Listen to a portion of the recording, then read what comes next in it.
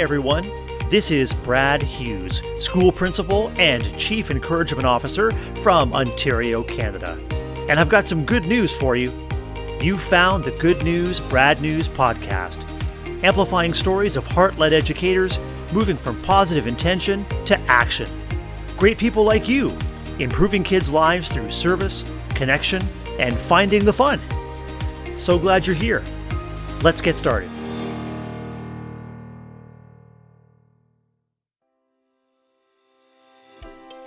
Hey everyone, welcome back. So glad you're here to get ready for episode 25, the silver anniversary episode of the Good News, Brad News podcast. I am your host, Brad Hughes, and as you settle in and get comfortable, I'm about to introduce a sterling guest to you, educator and inclusion specialist Melinda Arnost from Ohio, USA. Melinda is the author and illustrator of Empowering Inclusion, the tool teachers need to help all students succeed. Melinda loves pushing boundaries and challenging herself to do almost anything that might seem impossible in teaching and beyond. She's an ultra marathoner that runs extreme distances, up to 100 miles at a time. My mind was racing as I dug into Melinda's book to prepare for our podcast. I recalled a conversation with my episode 18 guest, Shelley Moore, an inclusion specialist from British Columbia, Canada. Shelley told me that we can presume and believe that educators can be inclusive, but that's not enough. We have to teach the mindsets and strategies so inclusion can be realized. That kind of teaching is exactly what Melinda strives to offer, and she's in it for the long run. Make new friends and keep the old. One is silver, the other gold. Melinda's journey as an inclusionist and advocate started long ago with old and new friends. And she reveals the backstory in the beginning of her book, a story that informs conversations and relationships with students to this day. In high school, a light in Melinda's life was a group of girls they now refer to as the Breakfast Club. They formed a unique friendship in study hall where they would look around and begin to invite students sitting by themselves to join their table. It didn't matter the grade, how they looked, or how they acted.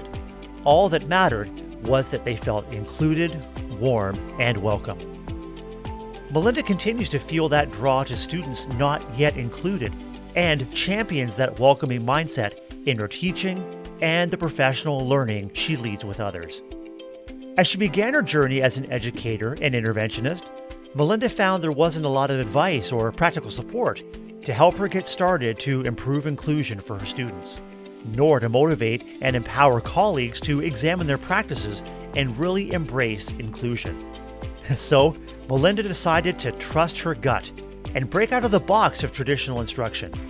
Reaching kids and colleagues would require new methods and new tools, just-in-time tools that she felt would make a big impact.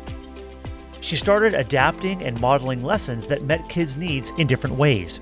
She helped introduce and define routines, visual schedules, individualized instruction, and remediation. She also strengthened relationships with colleagues that positioned students' learning and well-being as a shared responsibility that they'd figure out together. Those tools, as it turns out, are essential for some, but good for all. Some of the most important tools in the box: empathy, kindness, acceptance, belonging, and patience. Lots of patience. There's so much science behind the fact that if you are comfortable and feel confident in your environment, you will do well. As children and youth return to schools from the isolation and interrupted learning of the pandemic, Melinda reminds us of the need to anticipate the effects of trauma and patiently mold students back together so they feel confident and are able to grow as learners again.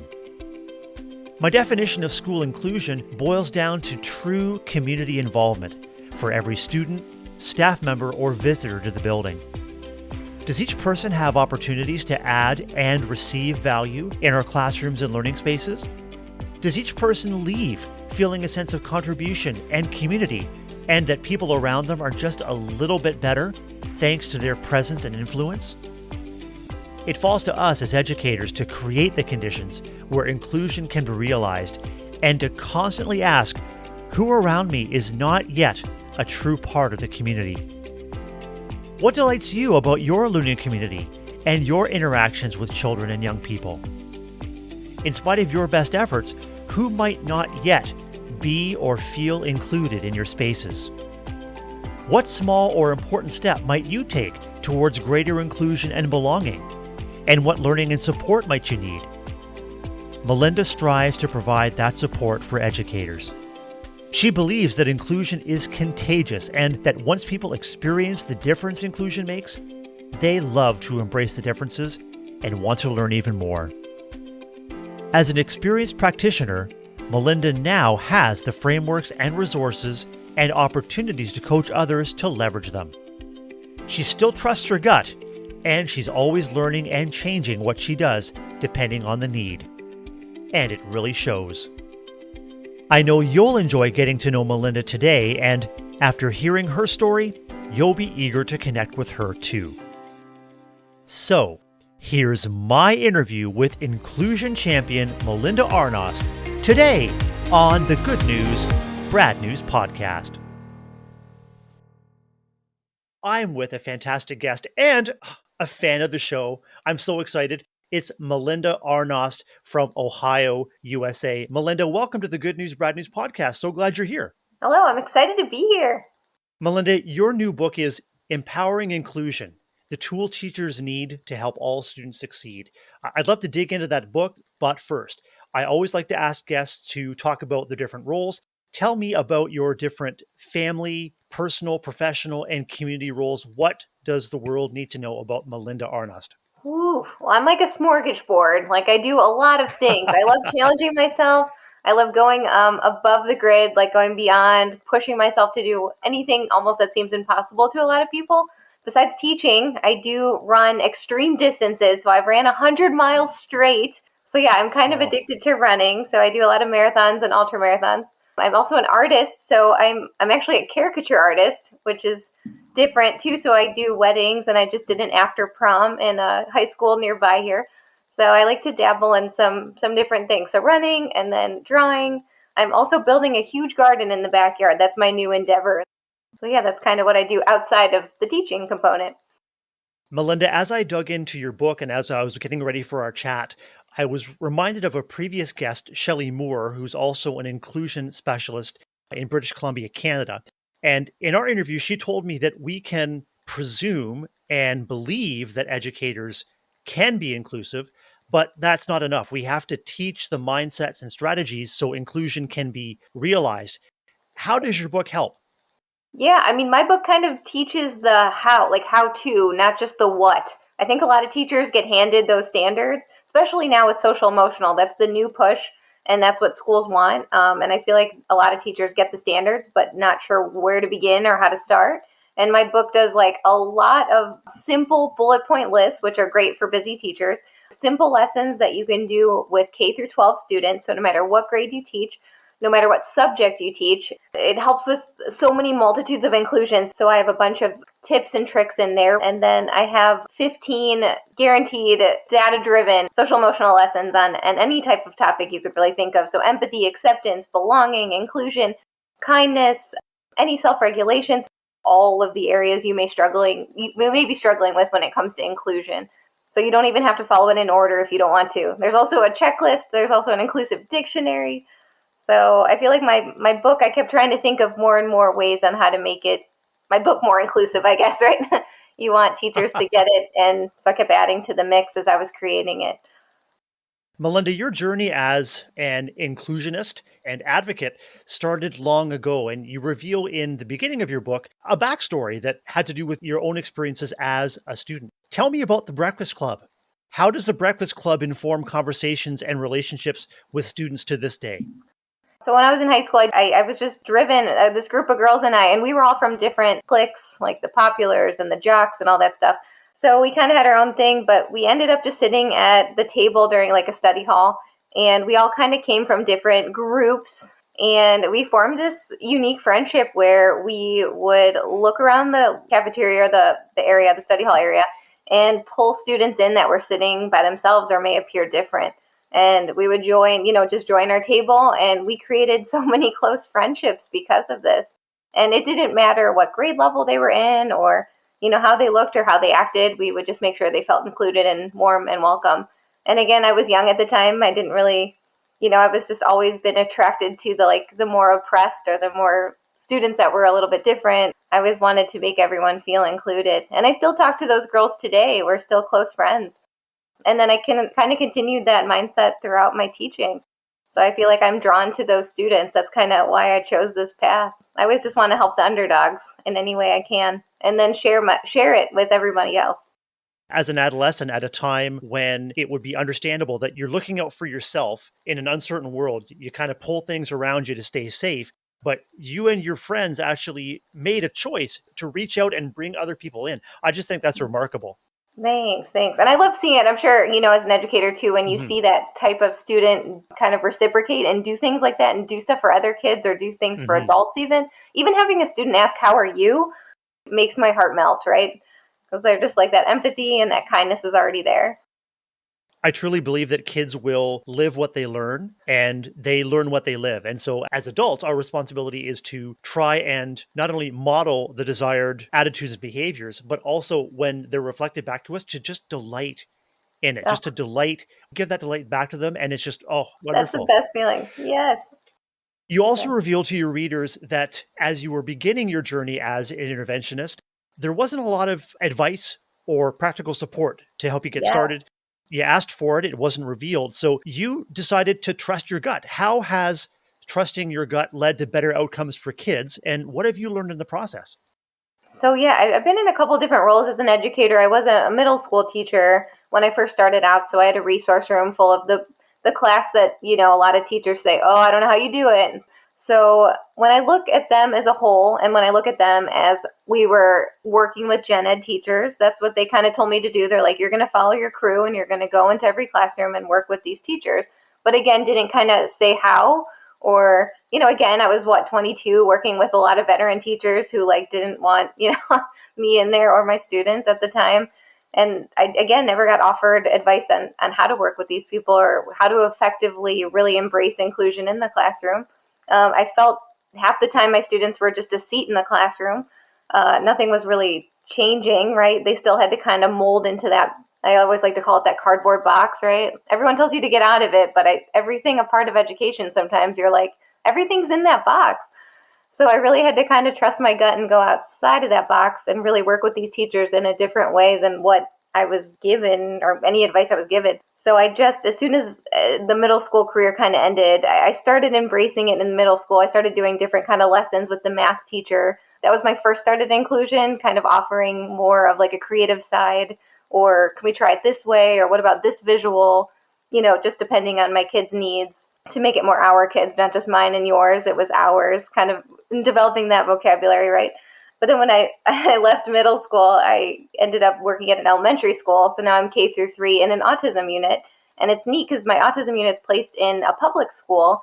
And our goal is to get them out in inclusion, right? So that's when I really started working with teachers and really starting to promote the SEL lessons. Students who just needed visuals or routines and a schedule. And so I started teaching these lessons to the class about who else likes a schedule, right?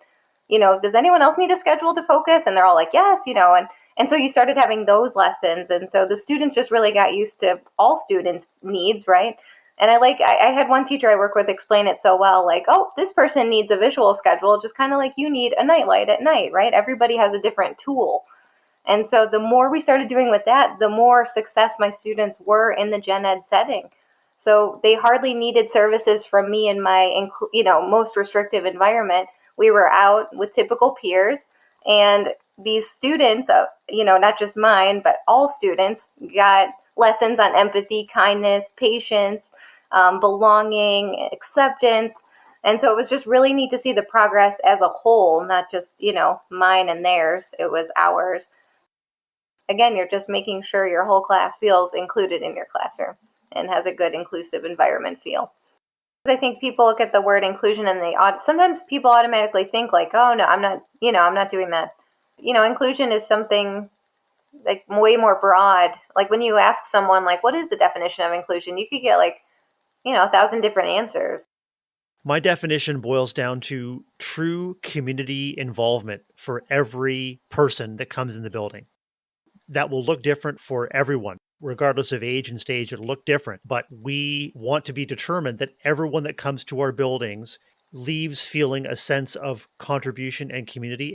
Everyone around you can see, for example, a child with special needs, that the value that he or she is adding to the Yes. classroom, to the space, to the school. Oh, that's so good. Yeah, it is so much more. You see that label and you automatically get a fear. So you have all this wall up before you even get to meet the student. So what's that one quote? See the able, not the label, right? Once I started going out of it and really trusting my gut and doing what was best for all kids, it ended up being really great and successful. And again, it made the general education teachers feel more confident and more comfortable in their environment as well. But now it's more of Right. like inclusion's more contagious, and they want to work with us, and they want everybody, and they love to embrace the differences instead of keep them in the box. As an experienced practitioner, you now have the resources, you have the structures and Yep. frameworks. You're now in a position where you're coaching others through it. Do you still trust your gut? Yes. Yeah. And I still always learning, right? Like I always love to Hmm. continue to learn and grow and change my lessons. And after I know I wrote this book, but now I could probably write 4 others. I feel like I'm constantly always changing what I do depending on the need. And I love learning and growing as an educator too.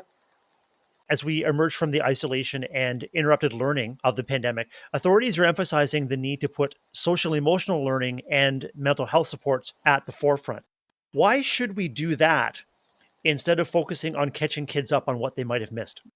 I do fear that some schools, I know social emotional is so important, and I'm afraid some schools are just going to release them without any kind of change. Like, all right, let's focus on those standardized testing when I don't think they realize how much it's almost like they went through a traumatic event, right? So you have to kind of carefully mold them back together so they feel confident and grow as learners again. Because once you don't have that social emotional piece, the academics are not going to come naturally, or well. So if you have that social emotional piece, and there's so much science behind that, that if you are comfortable and feel confident in your environment, you will do well. I hope that they can really take their time with the social emotional learning. And I think a lot of teachers do feel like, well, we don't really need to talk about feelings the whole year. And social emotional learning is so much more than just knowing what happy and sad is, right? So hopefully people will take their time with this and carefully rebuild those students when they return in person. Your book, Empowering Inclusion, is full of book recommendations for all ages that align with the social emotional learning lessons. How have you found literature to be a powerful intermediary and support for inclusive practices? Oh, yeah, I think that the literary piece is huge, and there's so many books out there. But I do feel like students of all ages can relate to the characters. I think it's a good introduction, too. You can read a book and say, oh, how do you think this character's feeling? How would you feel in that certain situation, right? How would you react to this kind of a problem? And I think for a lot of teachers, it's so easy to embed it in your lessons, too, to make it more universal. You could have a good lesson on empathy, but then you can introduce it in any kind of other literature lessons. Literature can definitely take it another step further. They can see it through other characters first, right? And then they can kind of relate it back to them. Sometimes it's a little easier that way. I'm thinking that social emotional learning can be sometimes maybe too real or too raw or too close to the heart, too close to the surface, especially for kids who may have experienced or be experiencing trauma. So the Right. literature, the media allows them the safety to explore what they're thinking and feeling in a way that doesn't mean that they have to be personally vulnerable yet. But there's Right. always the opportunity for the educator to shift attention to reflecting on oneself, isn't there? Yes, definitely. And I feel like giving the kids the choices. I think when teachers, truly know their students, like I do have a couple in one of the classes that I work in that anytime it comes to we just did one, it says, how are you feeling about next year? Because these third graders are going on to a new building and they have to, I had them draw emotions and kind of like associate it with the color. And I had a couple that really struggled with how they felt. So I said, how do you think, and I just made up a character's name in another book that we were reading. How do you think she feels about moving on? And then they were able to do it, so it wasn't too close to home. They were okay to do it with another. And again, still a part of the lesson, still feel included, right? But I kind of gave them an out to, again, use another character's feelings instead of your own. Often, advice about inclusion is meant for educators and caregivers. How can children and young people be empowered to grow inclusion along with us? Gosh, I hope it's just contagious, like you were talking about. Like over the past couple of years, I've really embraced this more and more, trusted my gut more and more. And I've just seen the difference in kids. And so I can only hope for those students who see other students outside in the community that may appear different or may sound different or may act different.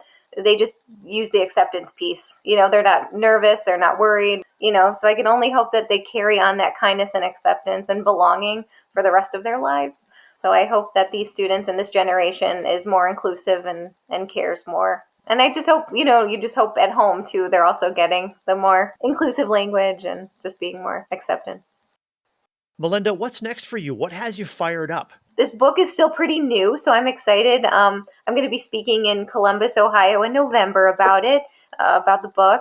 I would love to keep going. I mean, I think my dream job would be to go to schools and work with teachers and really just kind of talk about embracing inclusion. It does make me nervous to ever leave students because I love my job and I love working with students, but I would love to take it the next step soon and really help schools and administrators and just speak and be passionate. And again, just kind of spread that contagious vibe with other people. I feel like inclusion is kind of contagious. It's not a one and done checklist, right? It's more like an act where it takes time to really grow and make it awesome. I think that's kind of getting me fired up.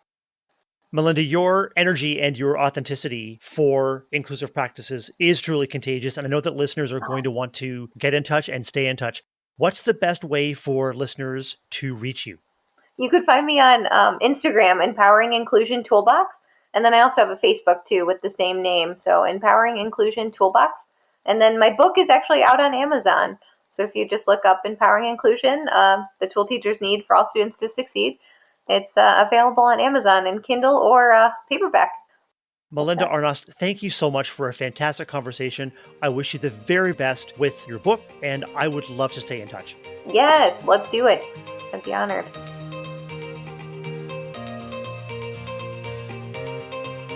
Hey, thanks for tuning in to the Good News, Brad News podcast.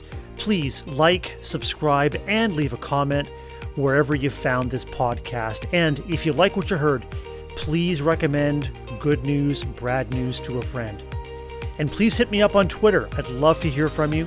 You can find me at Brad, BRAD, _Hughes, HUGHES.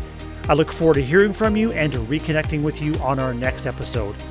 Until then, get out there and do amazing things. This podcast is a proud member of the Teach Better Podcast Network. Better today, better tomorrow, and the podcast to get you there. Explore more podcasts at www.teachbetterpodcastnetwork.com. We'll see you on the next episode.